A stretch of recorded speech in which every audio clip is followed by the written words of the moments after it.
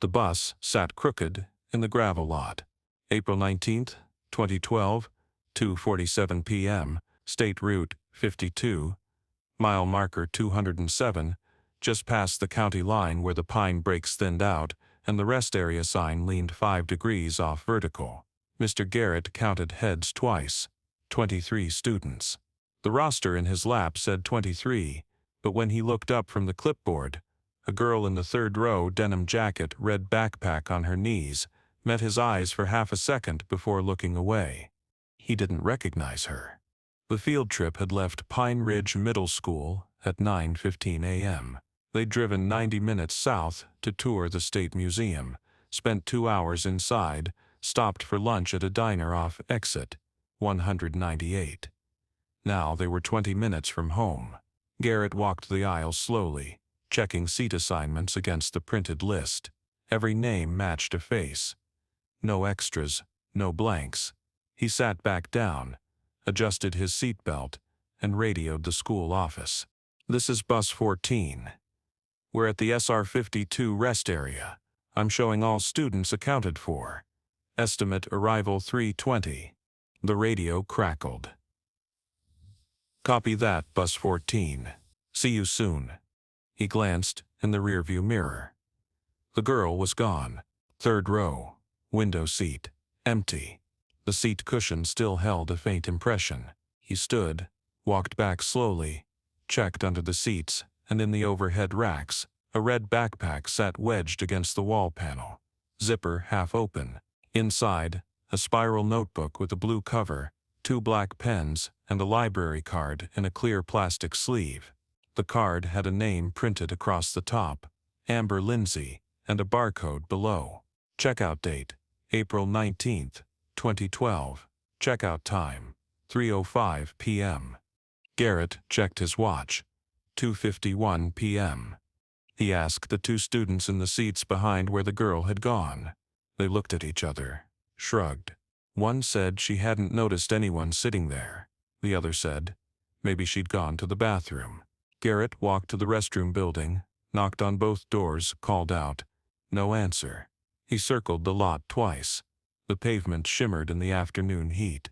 The lot was empty, except for the bus and a gray sedan parked near the tree line, about 50 feet from the ranger's office. The ranger, a man in his 50s with a Pine County patch on his sleeve, looked up from a clipboard when Garrett approached. "I'm with the school group. One of my students. I think she left something on the bus. Did anyone come through here in the last 10 minutes? The ranger frowned, set down his pen. "Haven't seen anyone since you pulled in." Garrett described the girl. Denim jacket, red backpack, brown hair pulled back in a ponytail. The ranger shook his head slowly. "You sure she was on your bus?"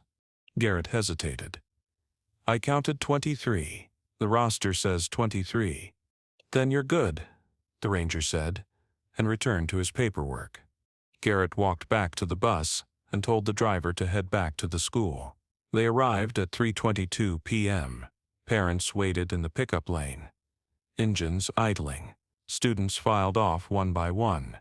Garrett checked the roster one more time, tapping each name with his pen.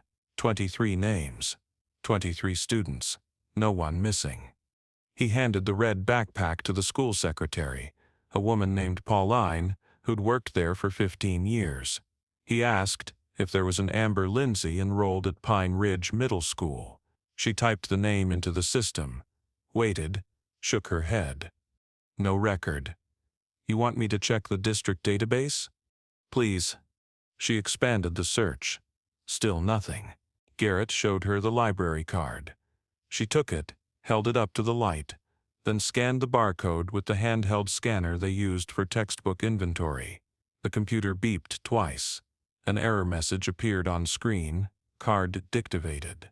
Last activity, April 19th, 2012, 3:05 p.m.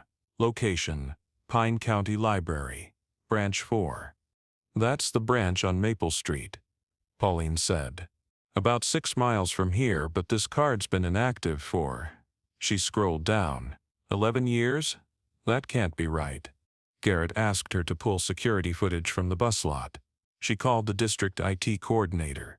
He arrived 20 minutes later with a laptop, pulled up the archived files. The cameras showed Bus 14 arriving at 9:13 a.m., 23 students boarding in a loose line. The footage from 3:22 p.m. showed the same 23 students disembarking, backpacks slung over shoulders, parents waving. Garrett watched it twice at half speed. No girl in a denim jacket, no red backpack visible in any frame except the one he'd carried off himself. He filed a report with the county office that evening, sitting at his kitchen table with a mug of cold coffee. They logged it as a found item case and told him they'd contact the library. A week passed. No follow-up. Garrett kept the library card in his desk drawer at school, tucked inside a manila folder labeled MISC. He checked the roster every morning for a month, running his finger down the list of names. Amber Lindsay never appeared. In 2015, the school district digitized old attendance records as part of a state grant initiative. Garrett's class roster from April 2012 appeared in the new system. 23 students on the field trip. No Amber Lindsay. He requested the original paper roster from the archive room in the basement. The archivist, an older woman who remembered him from his first year teaching, found the file in a banker's box marked 2011 to 2013. She scanned it, emailed it to him. The 23rd name was different. A boy named Eric Thomas, who'd moved to another district in August 2013. Garrett compared the scan to his memory. He was absolutely certain there had been a girl in the third row, looking at him with dark eyes before turning away. By 2018, he'd stopped mentioning it to anyone.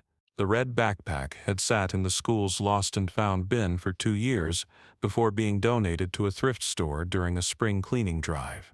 The library card stayed in his desk drawer, now in a Ziploc bag to keep it from yellowing. He retired in June 2020, 3 months after the pandemic shut down in-person classes, and moved to a smaller town called Edgewood, 40 miles west of Pine Ridge. He kept the card in a shoebox with old ticket stubs, name tags from conferences, and a brass key he no longer remembered the purpose of. Every year on April 19th, he thought about the rest area, the girl in the third row, and the checkout time that didn't make sense. In March 2023, a state trooper named Hallis pulled into the same rest area on SR 52, mile marker 207. She was working a routine overnight patrol shift, checking for vehicles left unattended in public lots, a standing order after 2 catalytic converter thefts the previous month. The lot was empty except for a gray Honda Civic with expired registration tags, parked near the tree line in the exact spot Garrett had seen it 11 years earlier. The paint was faded, the rear bumper sagging slightly. Hallis had closed 3 cold cases in 5 years. This would be her 4th, or her first failure. She ran the plate through her cruiser's onboard system. The registration came back expired in 2013. The car had been reported abandoned in April 2012, never claimed, never towed. She stepped out, flashlight in hand, even though the sun was still up. The Honda's doors were unlocked. The interior smelled like dust and old vinyl. The dashboard was cracked from years of sun exposure. She opened the glove box. Inside, a vehicle registration card printed on thick yellow paper, an insurance document dated March 2012, and a single receipt from a gas station on SR 52. The receipt was faded, but legible. Date, April 19, 2012. Time, 1:34 p.m. Location, mile marker 198. Same exit as the diner where the school bus had stopped for lunch.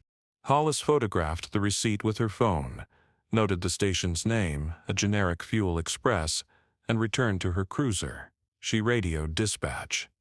"I need a records check on an abandoned vehicle at SR 52 rest area. Mile marker 207. Gray Honda Civic, Virginia plate 7, YJ 429. Registered owner should be in the 2012 database." Dispatch came back 5 minutes later.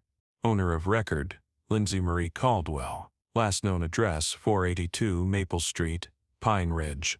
No contact information on file since May 2012. Vehicle reported abandoned by County Road Maintenance on April 27, 2012. Case closed administratively. No follow-up. Halas jotted down the address and ran a secondary search for Lindsay Caldwell in the state database. One result appeared: a missing person case opened on May 8, 2012 by a Pine Ridge patrol officer, closed in June 2014 due to lack of investigative leads. The case summary noted that Caldwell's teenage daughter, Amber Lindsay Caldwell, age 13, had also been reported missing on the same date.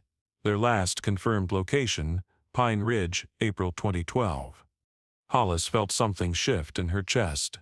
The small tug that told her a cold case wasn't as cold as the file suggested. She drove to Pine Ridge, 23 miles east on SR 52. The address on Maple Street was a small one-story rental house, with peeling white paint and plywood nailed over the front windows. The lawn was overgrown. The mailbox tilted at 45 degrees. A neighbor 2 doors down, an older man trimming hedges in his front yard, looked up when Halas parked. She walked over, showed her badge. "I'm following up on a case from 2012. The people who used to live at 482, do you remember them?" The man set down his shears, wiped his forehead with the back of his hand. "The Caldwells. Yeah. They left real sudden that spring, didn't say where they were going. One weekend the house was full of boxes. The next weekend it was empty. Landlord waited a month, then changed the locks." "Do you remember the daughter?" "Amber. Quiet kid. She used to walk to the library after school most days. I'd see her heading down Maple with her backpack. Haven't seen her since that April." Halas thanked him and drove to the Pine County Library. Branch 4, a low brick building on the corner of Maple and 4th Street. The librarian on duty, a young woman with glasses and a name tag that said Emma, checked the system when Halas showed her Amber's name. "We have a card on file, issued February 14, 2012. Last checkout was April 19, 2012, at 3:05 p.m. The item checked out was a Regional Road Atlas, Michigan, Ohio, Indiana. It was never returned. The card was deactivated in May 2012 due to inactivity." Halas asked if there was any security footage from that day. Emma shook her head. "We only keep footage for 90 days. Anything from 2012 is long gone." Halas returned to the rest area and examined the Honda more carefully. She opened the passenger door, leaned in, checked the seats and floor mats. On the passenger seat, partially hidden beneath a folded AAA road map, was a small spiral notebook with a blue cover. She pulled on latex gloves, picked it up, flipped through the pages. Most were blank. On the third page, written in neat pencil, April 19, 2:40 p.m., waiting. Nothing else. No signature, no additional notes. She photographed the page, placed the notebook in an evidence bag, and walked to the ranger's office. A different ranger was on duty now. Younger, mid-30s, scrolling through a tablet. Halas introduced herself and asked if the office kept visitor logs or incident reports from 2012. The ranger pulled out a 3-ring binder from a metal filing cabinet. "We keep basic logs, but they're pretty sparse. Let me see." He flipped to April 2012. "Here. April 19. One entry, Bus 14, Pine Ridge Middle School. Arrived 2:45 p.m. Departed 3 p.m. That's it." Halas asked if he knew the ranger who'd been working that day. He checked a staffing sheet, clipped to the inside cover. "Guy named Renfro. He retired in 2016. Lives up in Waynesboro now." Halas called the county records office from her cruiser and requested the full missing person file for Lindsay and Amber Caldwell. The clerk said it would take a few days to retrieve from the archive warehouse. It arrived by courier on March 22, 2023. Halas spread the contents across her desk in the small office she shared with 2 other troopers. The case had been opened by Officer Greg Mendez on May 8, 2012, after the landlord of 482 Maple Street reported Lindsay Caldwell missing following 3 weeks of unpaid rent and no contact. Mendez had checked the house, found it empty, except for a few pieces of furniture too heavy to move, and filed the initial report. Amber Caldwell had been added to the missing person database the same day, listed as a dependent minor. The file included brief interviews with 3 neighbors, 2 of Amber's teachers at Pine Ridge Middle, and the librarian at Branch 4. Not Emma, but an older woman who'd since retired. None of them had seen the Caldwells after mid-April 2012. School attendance records showed Amber present on April 18th, absent on April 19th, and every day after. The case had been assigned to a county detective named Bryce Talbot, who'd conducted a cursory investigation, checked the house, interviewed neighbors, ran the names through state and federal databases, and then closed it in June 2014, after no leads surfaced. Hollis flipped to the last page of the file. There was a handwritten note clipped to the inside back cover dated June 12, 2012, in Detective Talbot's handwriting. Possible sighting at SR 52 rest area, April 19th. Schoolteacher reported finding personal items. Requested follow-up. Teacher did not return calls. Case remains open pending new information. Hollis pulled out her phone and called the number listed for Bryce Talbot. A man answered on the 3rd ring, voice rough from years of smoking. Talbot. Detective Talbot, this is Trooper Hollis. State Patrol. I'm following up on a case you handled in 2012. Lindsay and Amber Caldwell. A long pause. Yeah, I remember that one. Went nowhere fast. What's this about? I found some evidence at the SR 52 rest area. Your notes mention a schoolteacher. Right. Guy called in. Said he found a library card that belonged to the daughter. I asked him to mail it to the office. He never did.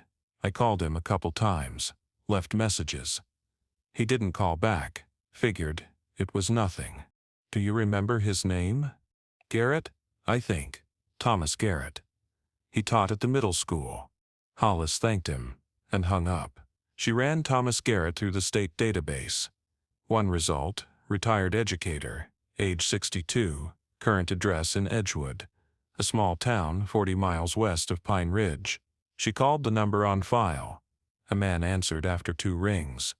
Hello? Is this Thomas Garrett? Speaking. Mr. Garrett, this is Trooper Hollis with the State Patrol. I'm following up on a case from April 2012 involving a library card you found at the SR 52 rest area.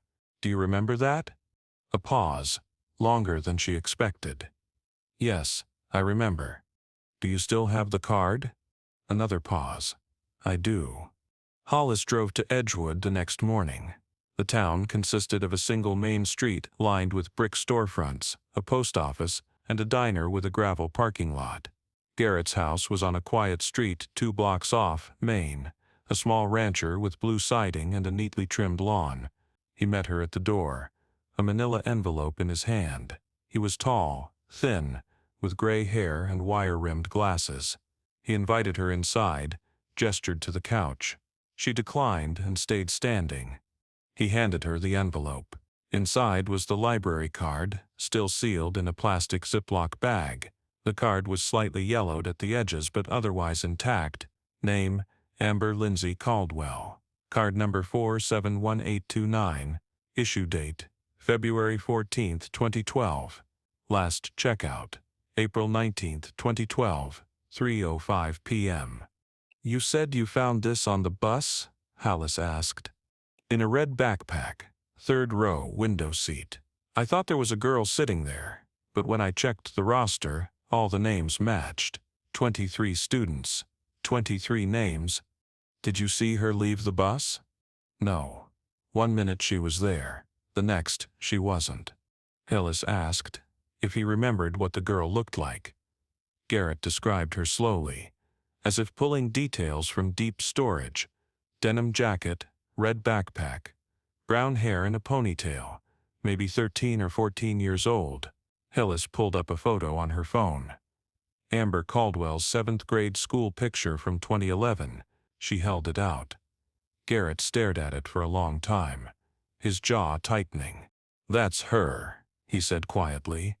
Hollis took the library card and drove it directly to the state forensic lab in the capital. She requested a full fingerprint analysis. The results came back 3 days later, 2 distinct sets of prints. The first belonged to Thomas Garrett, confirmed via his teaching license records. The second set matched partial prints on file from Amber Caldwell's school enrollment forms, which included an emergency contact card she'd filled out in 6th grade. Hollis sat in her office staring at the report. Amber Caldwell had touched that library card, which meant she'd been real.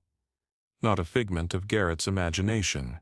But the checkout timestamp, 3:05 p.m., was 15 minutes after the school bus had left the rest area at 3 p.m., and the library was 6 miles away. She returned to the rest area on a cold afternoon in early April, the wind cutting through her jacket. She walked the perimeter slowly, studying the tree line. On her third pass, she noticed something she'd missed before, a faint trail leading into the woods, barely visible beneath a carpet of dead leaves and pine needles. She followed it for 200 feet, branches scraping her sleeves. The trail ended in a small clearing, roughly circular, about 20 feet across. In the center of the clearing, half buried under a mound of wet leaves and dirt, was a red backpack. Hollis pulled on gloves, crouched down, lifted the backpack carefully. The fabric was faded and water-stained. The zipper corroded. She unzipped it slowly. Inside, a spiral notebook with a blue cover, 2 black pens, a plastic water bottle with an inch of stagnant water at the bottom, and a folded piece of lined paper. She unfolded the paper. The handwriting was neat, careful, written in blue ink. "If you find this, tell them we tried. Tell them we waited." No signature. Hollis photographed the note, placed everything in evidence bags, and returned to her cruiser. She called the forensic lab and requested expedited processing. The results came back within a week. The fibers from the backpack matched synthetic material consistent with the 2011 to 2012 model sold at major retailers. Trace soil samples matched the composition of soil found in the SR52 area, and the handwriting in the notebook, 30 pages of dated entries from February through April 2012, matched known samples of Amber Caldwell's handwriting from her school assignments. 2 weeks into the investigation, Hollis compiled a timeline on her office wall using pushpins and colored string. Morning calls, 1:22 p.m. Lindsay Caldwell places a call to Pine Ridge Middle School from a payphone at mile marker 198. The call lasts 3 minutes, gets transferred to the bus dispatch line. No record of who answered.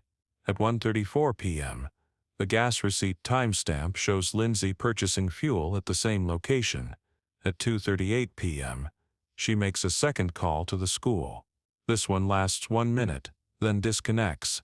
School records indicate the call was not answered. Rest area arrival, 2:45 p.m. Bus 14 arrives at SR52, rest area, mile marker 207. At 2:47 p.m., Thomas Garrett counts 23 students and observes a girl he doesn't recognize sitting in the 3rd row. At 3 p.m., Bus 14 departs the rest area. The library scan. 3:05 p.m. Amber Caldwell's library card is scanned at Pine County Library, Branch 4, 6 miles away. The gap between 2:47 and 3:05 p.m. was 18 minutes. Hollis calculated drive time from the rest area to the library, 11 to 12 minutes at posted speed limits, assuming no delays. That left a maximum of 6 or 7 minutes unaccounted for. Someone had driven fast, or someone else had used the card.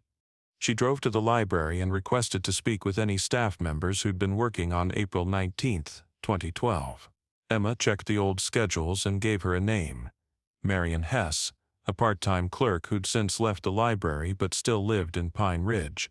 Hollis found her working at a small bookstore on Main Street, shelving paperbacks in the mystery section. Marion Hess was in her early 60s, with short gray hair and reading glasses hanging from a beaded chain. Hollis introduced herself, showed her badge, and asked if she remembered working at the library in April 2012. "I worked there for 8 years," Hess said. But that's a long time ago. What's this about? Hollis pulled out her phone, showed her the scanned image of the library checkout slip from April 19, 2012. 2 signatures, one neat and legible. Amber Lindsay, the other rushed, nearly illegible. Hess squinted at the image, then nodded slowly. I remember this. Someone came in right around closing time. We closed at 5 back then. They were in a hurry. Handed me the card. I scanned it, gave them the book, and they left. Maybe 30 seconds total. Do you remember what they looked like? Hess thought for a moment. Tall, I think, wearing a coat, which was strange because it was warm that day, probably 70 degrees. I didn't get a good look at their face. They kept their head down. Did they say anything? They asked if we closed at 5. I said yes. They nodded and walked out. That's all I remember. Hollis thanked her and returned to her office. She requested a copy of the regional atlas that had been checked out on April 19, 2012, the one Amber's card had been used for. The library still had a copy of the same edition in their reference section. Emma scanned the relevant pages and emailed them over. Hollis printed the pages and spread them across her desk. On page 17, covering northern Michigan, someone had drawn a small circle in blue ink around a town called Grayling. Population roughly 8,000. In the margin, a handwritten note, safe house, 48 hours. She ran a search for domestic violence shelters, safe houses, and transitional housing facilities in and around Grayling, Michigan. 3 results. She called each one. The first 2 had no records or couldn't share confidential information. The third, a nonprofit called Harbor Light Services, asked her to hold. A woman's voice came on the line, calm and professional. This is Director Chen. How can I help you? Hollis explained the situation. Chen was quiet for a moment, then said, I can't share names due to confidentiality rules, but I can confirm we had an intake on April 21, 2012. 3 individuals, 2 adults, 1 minor. They stayed for 6 days, checked out on April 27th. We don't have a forwarding address. Can you describe them at all? I can tell you ages, generally. 1 adult mid-30s, 1 late 30s, and a minor around 13. Hollis did the math. April 21st was 2 days after April 19th. If Lindsay, Jessica, and Amber had left Pine Ridge on April 19th, they would have needed roughly 48 hours to drive to Michigan, matching the note in the atlas. But the gray Honda had been abandoned at the rest area. By the 3rd week of the investigation, Hollis called the county impound lot and asked if any other vehicles had been towed from SR 52 in April 2012. The clerk checked the logs. Yeah, 1 more. White Dodge cargo van, no plates, reported abandoned on April 22nd at mile marker 214, about 7 miles north of the rest area, where you found it Honda. Owner unknown. VIN came back registered to a rental company in Ohio. Hollis requested the VIN and ran it through the national database. The van had been rented on April 15, 2012, by Jessica Lynn Hewitt of Columbus, Ohio. It was due back on April 22nd. When it wasn't returned, the rental company filed a stolen vehicle report on April 24th. The van had been recovered by Michigan State Police on April 23, 2012, parked at a rest stop near Grayling, Michigan. No damage, no signs of foul play. Hollis called the rental company's corporate office. After being transferred 3 times, she reached a records clerk who pulled the original file. Renter was Jessica Hewitt. Credit card on file, valid Ohio driver's license. No prior issues. She'd rented from us twice before, both times without incident. Hollis requested photos from the Michigan State Police recovery. They emailed them over within an hour. The van's interior was clean but not empty. In the back cargo area, 3 folded blankets, 2 empty plastic water bottles, a roll of paper towels, and a small cardboard box containing children's clothing, size consistent with a 12 to 14-year-old. Hollis contacted Harbor Light again. The 3 individuals who checked in on April 21st, did they arrive in a vehicle? Yes, Director Chen said. A white van. They parked it in our lot. Do you know where they went when they left on April 27th? I can't provide specifics, but one of our intake volunteers, she's no longer with us, but I remember her mentioning that the family asked about bus routes to the Canadian border. 1 month into the investigation, Halas called Harbor Light one more time and asked if she could speak with the volunteer who'd remembered them. Asking about bus routes. Director Chen gave her a name and number. Carla Finch. Halas reached Carla by phone. I remember them, Carla said, the older woman. I think she was the mom. She seemed really worried, kept looking over her shoulder. The younger woman, maybe her sister, was calmer, more organized, and the girl didn't say much at all. She just sat with a red backpack on her lap the whole time. The mom said they didn't have a car anymore. Carla continued, I thought that was strange, because they'd arrived in a van. Hollis hung up and reviewed her evidence. The red backpack found in the woods at SR 52 had been seen at Harbor Light on April 21st, which meant someone had returned to Pine Ridge after April 27th. Every hour that passed after April 19th had widened the search radius. By April 27th, they could have been anywhere across 3 states or across the border. She requested a detailed forensic analysis of the soil samples from inside the backpack. The lab results came back with trace mineral content, consistent not only with Pine Ridge soil, but also with soil composition, typical of northern Michigan lake shores. Hollis called the Michigan Department of Natural Resources and asked if there had been any reports of abandoned belongings near public lakes in the Grayling area during April or May 2012. The DNR officer checked the archives.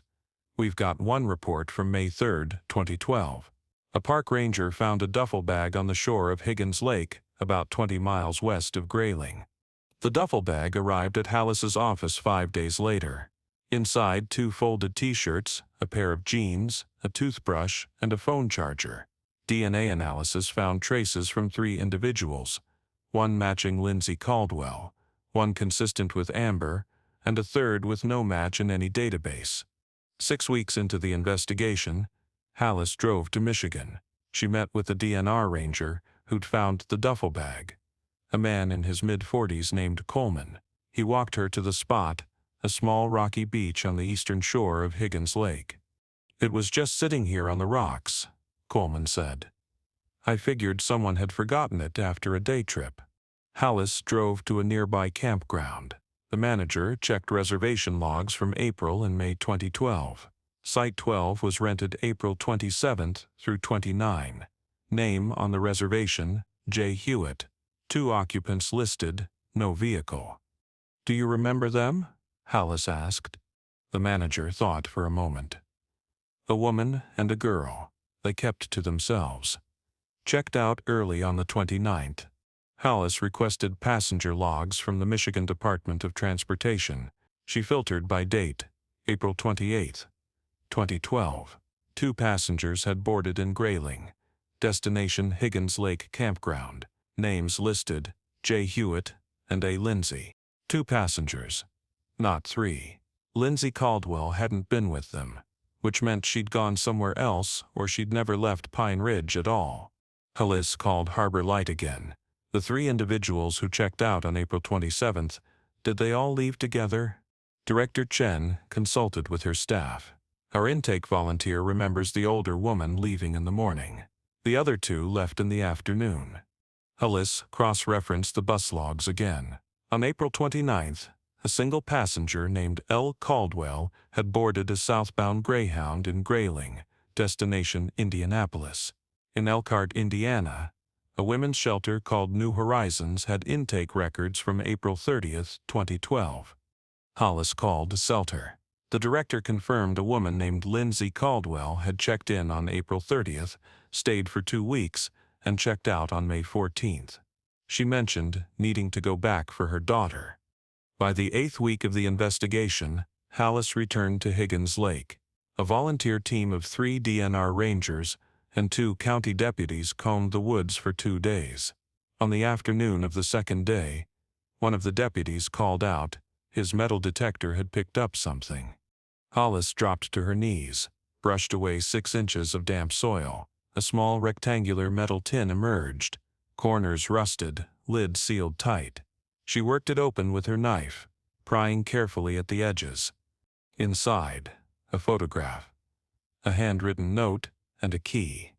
She sat back on her heels, holding the photo up to the fading light. 3 people standing on a rocky beach. The photograph showed 3 people standing on a rocky beach with a lake in the background. Hollis recognized 2 of them, Lindsay Caldwell and Amber. The third was a woman she hadn't seen before. Blonde hair, mid to late 30s, wearing a navy windbreaker. On the back of the photo, written in pencil, April 18, 2012, last day. The note was on lined paper, folded once. It read, "She's safe. Don't look for us." The key was brass, stamped with the number 312. Police checked with local businesses. A small marina 2 miles south of the campground had rental units. Unit 312 had been rented in early May 2012, paid through June in cash, never renewed. The marina manager met her at the unit 20 minutes later. He unlocked the door. Inside, a backpack, a sleeping bag, and a cardboard box. The backpack was red, the same style as the one found at SR 52. Hollis opened it slowly. The notebook inside had entries dated after the ones found in the woods. April 28, 2012. We're staying at the lake. Aunt Jess says we'll be safe here. April 30th. Mom called. She's coming back. To May 2nd. Aunt Jess left last night. She said she had to take care of something. On May 5th. Mom came back. She says we're leaving tomorrow. May 6th, blank page. Hollis checked the cardboard box. At the very bottom was a small envelope. Inside, a bus ticket stub, dated May 6th, 2012, 8:30 p.m. departure from Grayling, destination Toronto, Ontario. Hollis contacted Canadian Border Services. One result appeared: a woman and a minor had crossed on foot at 11:43 p.m. on May 6, 2012. Names listed on the entry forms: Linda Callis and Amy Callis. Hollis requested archived surveillance images from the crossing. Canadian officials sent over 4 still frames. The images were grainy, but the resemblance was unmistakable. A woman in her mid-30s with brown hair, and a teenage girl with a backpack. She returned to Amber's notebook one more time. The entry stopped on May 6th, but there was one more page, written in different handwriting. Neater, more controlled. Lindsay's handwriting. May 15th, 2012. We made it. A is enrolled in school under a new name. Jessica stayed behind to cover our tracks. I don't know if we'll ever see her again. But we're safe now. 10 weeks into the investigation, Hollis requested a search of missing person and unidentified remains cases in Michigan, Ohio, and Indiana from May 2012. One result matched the timeline. An unidentified woman found deceased in a Detroit hotel room on May 10, 2012. Cause of death: accidental overdose of prescription medication. No identification. No belongings except the clothes she was wearing. Fingerprints had been taken by the Detroit Police Department, but had never been matched to anyone in the system.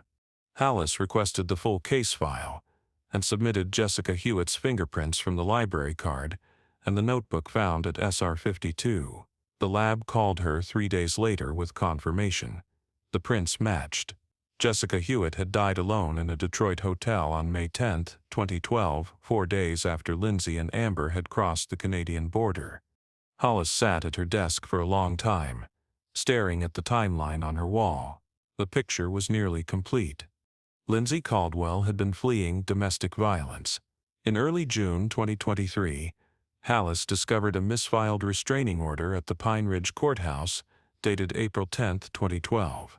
The order named David Crane, a long-haul trucker with a history of domestic violence, as the subject. The court had advised relocation and provided a temporary housing voucher expiring April 30, 2012. Hollis tracked Crane to Montana and requested an interview through the local sheriff. Crane denied any involvement in the Caldwells' disappearance. He claimed he'd been on a haul to Wyoming on April 19, 2012, with logs and toll receipts to prove it. Hollis reviewed the records carefully. The logs showed Crane on Interstate 80 300 miles from SR 52 throughout April 19. His alibi was solid for that day. But the timeline showed the Caldwells had stayed at Harbor Light until April 27. Crane could have followed them to Michigan. She checked truck weigh station records along the route from Wyoming to Michigan for late April 2012. On April 24, Crane's truck had crossed a weigh station in southern Michigan, 60 miles from Grayling. Hollis called the Montana sheriff back.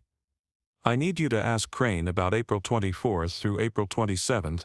Where was he?" The sheriff called back an hour later. "He says he had a delivery in Traverse City on April 25. Spent 2 days there waiting for a return load. Has a motel receipt." Traverse City was 40 miles from Grayling. Hollis requested the motel records.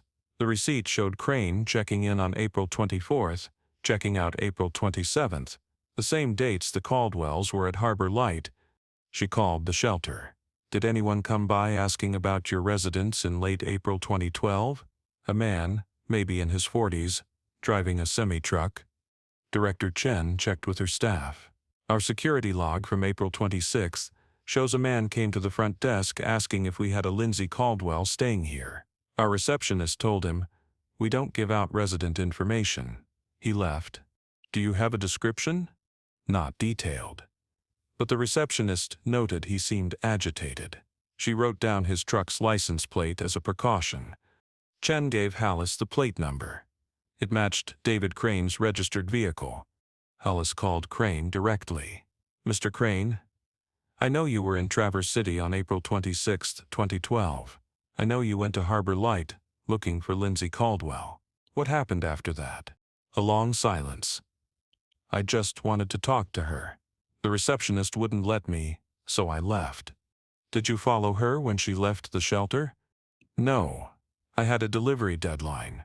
I left Michigan on the 27th, went back to Wyoming. You can check my logs." Hollis checked. The logs showed Crane leaving Michigan on April 27th, arriving in Wyoming April 29th. The timing matched. Crane hadn't followed them to Higgins Lake or Detroit, but he'd gotten close enough to scare them. Close enough that Jessica had decided to stay behind, to cover their tracks, to make sure Crane didn't find them again.